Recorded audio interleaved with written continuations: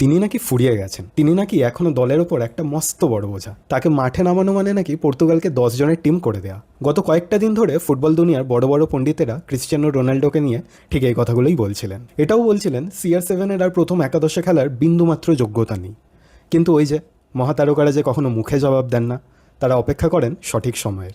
আর মঙ্গলবার রাতে উজবেকিস্তানের বিরুদ্ধে ঠিক সেটাই হলো। গোটা বিশ্বকে চোখে আঙুল দিয়ে CR7 বুঝিয়ে দিলেন, কিং ইজ স্টিল অ্যালাইভ।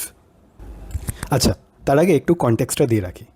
এই উজবেকিস্তানের বিরুদ্ধে এই মহা গুরুত্বপূর্ণ ম্যাচে নামার আগে সোশ্যাল মিডিয়ায় একটা পরিসংখ্যান খুব ঘুরপাক খাচ্ছিল। বিশ্বকাপ আর ইউরো মিলিয়ে টানা 10টা ম্যাচে কোনো গোল ছিল না রোনাল্ডোর। এই বড় টুর্নামেন্টগুলোতে শেষ 10 ম্যাচে তার অবদান ছিল স্রেফ একটা অ্যাসিস্ট।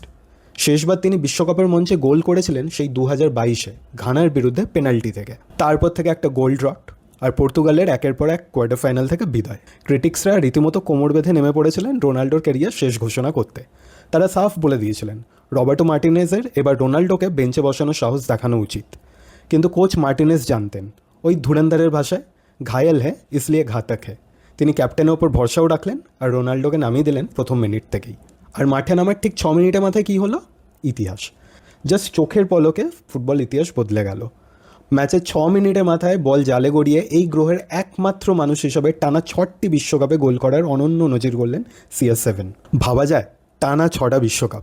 আর এই গোলের পরই যখন গ্যালারি কাঁপিয়ে সেই ট্রেডমার্ক সিউ সেলিব্রেশনটা হলো, তখন যেন নিন্দুকদের সব সমালোচনা এক নিমেষে হাওয়ায় উড়ে গেল। কিন্তু ক্রিশ্চিয়ানো রোনাল্ডো এখানেই থামেননি। 39 মিনিটের মাথায় তিনি করলেন নিজের দ্বিতীয় গোল, আর এই ব্রেসের সাথে সাথেই বিশ্বকাপে পর্তুগালের জার্সিতে অল টাইম হাই স্কোরার হয়ে গেলেন CR7।